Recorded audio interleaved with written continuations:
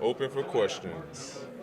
So, Patrick, everyone is saying, the coaches especially, that you were, even when it didn't look good during the game, you're like, we're going to win this game. We're going to win this game. Yeah. So is that sometimes wishful thinking? Is just positive thinking? Or did you really believe that? And We've been in that position before, and we find a way to win the ball game. And coach always allude to this team find a way to be at their best when their best is required. And it wasn't no different in that situation.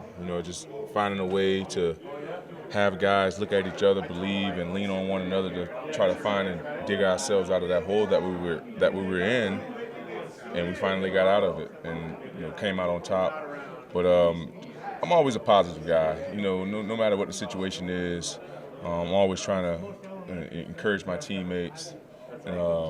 Keep me encouraged as well, because I'm a captain, I'm a leader. The guys looking for me for those type of motivational words. So I'm always a very, very encouraging person. was it cool, though, even Ed Donatel said that affected him, right?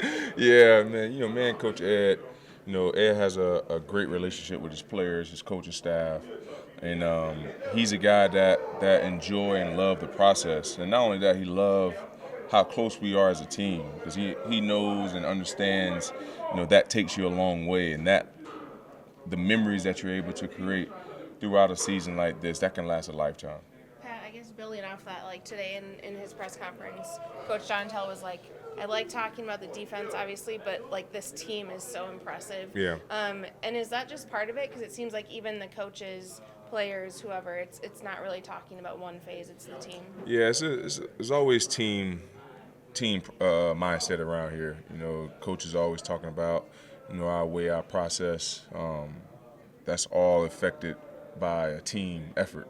You know what I mean? And at the end of the day, we have to rely on one another to win ball games. If it's special teams, if it's offense, closing out the game, if it's defense, getting key interceptions or key turnovers or shortening the field for the offense. All three phases are very huge into our success.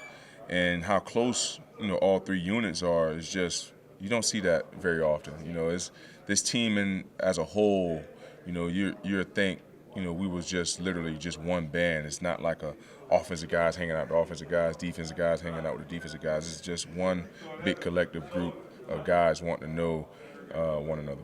Were you prepared to be the honored guest at the chains party on the plane? Was I planning on it? Yeah. No, Zadarius actually bullied me into wearing the chains. He said I had a heck of a game, and why not give me the chains with with the closer, the walk-off pick interception to close out the game.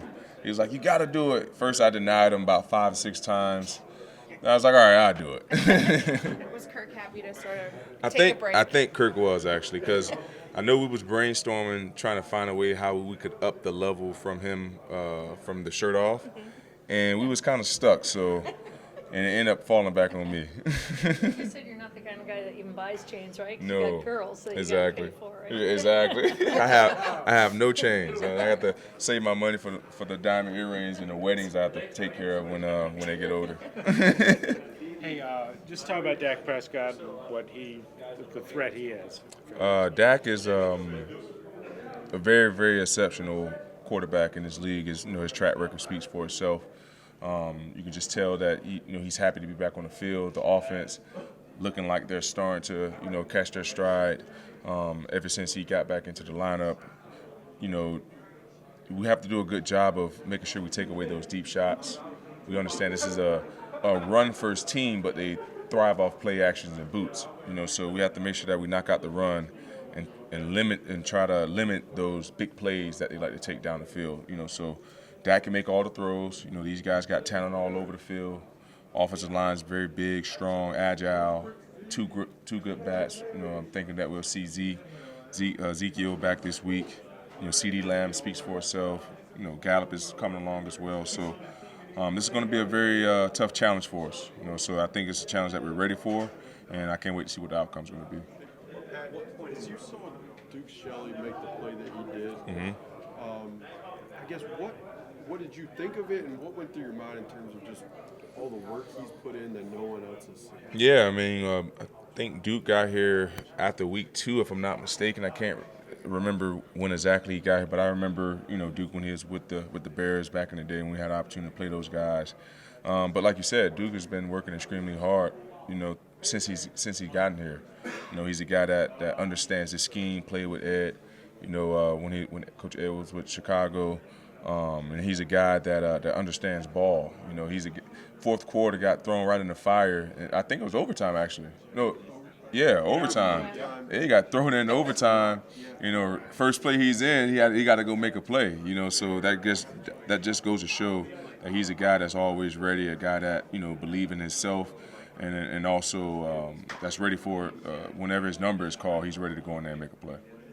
What point in your career did you feel comfortable being able to have a knowledge of what was going on within the play to be able to kind of peel off maybe and play the quarterback? Yeah, probably around after year 5. I believe that's when the game just slowed down for me tremendously, just because I started to understand that at the end of the day, every offense is running the same stuff. They're just dressing it up different. And then you come to find out, as I got older in the league, teams are a copycat. So whatever teams hurt you with before or previous weeks, they're going to try to see if you fix that. So I'm always doing self-scouting, trying to see how teams are attacking me. And once I found that out, that's when the game really slowed down for me. Like, all right, teams want to run more in-breaking routes on me. After year 5, I didn't get normal splits anymore. I started getting snug splits because when I was in Arizona, it was a man concept team. So how you get me off your press off your man, you bring the formations in tighter. So, going through that learning curve after year 5, I believe that's what really helped me, turn the corner as far as understanding concepts, understanding how team want to attack me in certain situations. We've seen a player of Justin's status and talent be willing to throw a block like he did for Dalvin's touchdown, and the willingness. I think Ed, and everyone calls it, and Wes, the want. Yeah. You have to want to tackle. Yeah, it's I played with a guy, in the desert by the name of Larry. He was probably one of the most fierce blocking receivers, to play the game. Him, Hines Ward, Hines Ward is nothing against Hines Ward, but his athletic ability is not the same as Justin, and so is Larry. But the statue, far as the name and where Larry's going to be and what Justin can end up being, I believe those guys have similarities when it comes to that. They want to do all the dirty work. They want to do everything and anything that they can to help their players be successful, and that's just selflessness on his behalf to be willing to do that, because most receivers don't want to block. Most receivers don't want to get dirty. Most receivers don't want to get there into the contact or into the box. So it just goes to show that he's a true team player and willing to do whatever it takes to help this ball club be successful.